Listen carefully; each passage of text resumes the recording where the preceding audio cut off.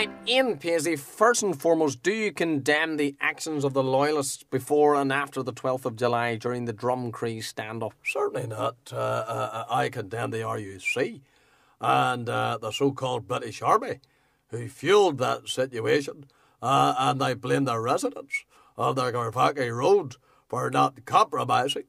I mean, they should have brought us tea and sandwiches down for nothing instead of charging us. I mean, we made Drumcree a fucking tourist attraction. I am not going to condemn anybody.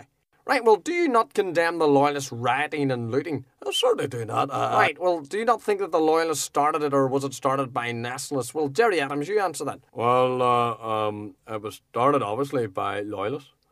It's a disgrace. And I can't say that I'm surprised with what Ian Paisley has come out with. As far as I'm concerned, Ian Paisley and Sammy Wilson, the stripper Sammy Wilson, incited violence to get their own way. Right, well, John Hume, who in your opinion started all this trouble? Well, I think it was fucking Keen Billy. Look, what we need to do is compromise and understand each other's way of thinking. We need both sections of our community to get together. Would you change your record now? Right, now, come on, Jerry, let him speak. Go ahead, John Hume. Well, you see, this is exactly what the problem is. We can't get agreement. And by agreement, we need everybody and all our sections to agree. Right, Mr. Hume, I must agree with Jerry Fitt. I think you should change the fucking record. Right, now, the Reverend William McRae, the standoff at Drumcree cost the security forces an estimated £10 million. How do you account for that? Well, let me tell you something, son. It never cost me a brass penny. All it cost me was my right to walk down there at the Garvaki Road. That's all it cost me. But at the end, we succeeded in walking down there. Right, well, Jerry Fitt, do you think these Flashpoint marches should be banned? Well, I must admit, I do have a bit of sympathy for the Orangemen. Every road they want to march on, they have to ask permission.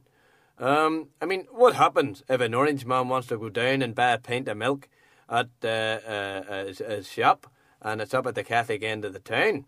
Does he have to go and have a fucking residents' meeting before he gets a pint of milk? And I mean, if that's the case, if Jared Brace is there, it looks like the Orange Man will be drinking fucking black tea for the rest of his life.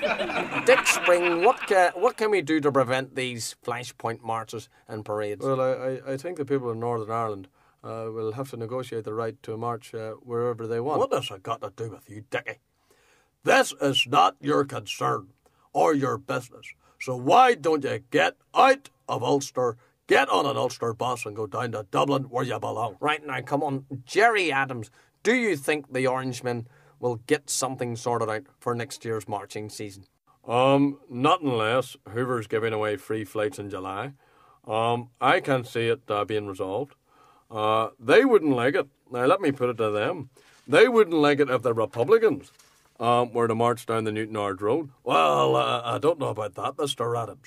I think the Protestant community would relish at the thought that you would want to come down to the Newtonard Road. So why don't you go ahead and arrange it, son? But make sure you bring your crash helmets. Jerry Fitt, who do you think is responsible for this logjam?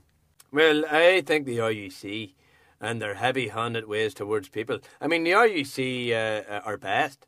For example, they fired 300 baton rounds at Protestants compared to 2,500 at Catholics. So I think the RUC were trigger-happy in nationalist areas, and there should be a ban on plastic bullets, and they should learn the RUC arm-to-arm combat.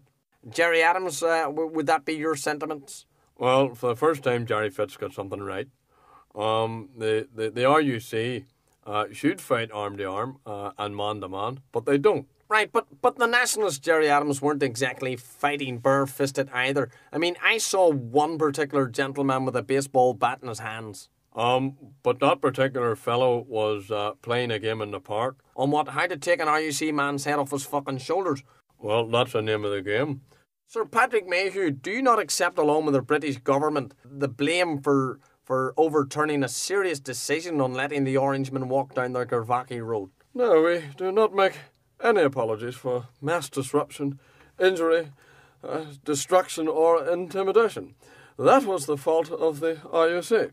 I beg your pardon, I meant the nationalists and the loyalists alike. I mean, could you tell me exactly what JCB was doing down at Drumcree? I wasn't there to dig up some roads or whatever else. It was purely there to provoke serious riots. No, the JCP was there to dig your grave, son, if you came anywhere near the place. But unfortunately, you didn't. Right now, Dr. Paisley, some Catholic businesses made soup and stew and sandwiches and whatever else for the Orangemen. What do you say to that? Well, the soup was nice. The stew was stinking. And all I got in my sandwiches was butter. So I wasn't too pleased. But having said that, if they had made way as quick as they made sandwiches, none of this would have happened. Jerry Adams, do you think David Trimble helped matters? No, he did not. He stirred the shade up and provoked the nationalist people, running around like a hard man with a silly mobile phone in his hand, instead of getting in the dialogue through the proper channels. Well, that's all we've got to say on this matter for now. Thank you.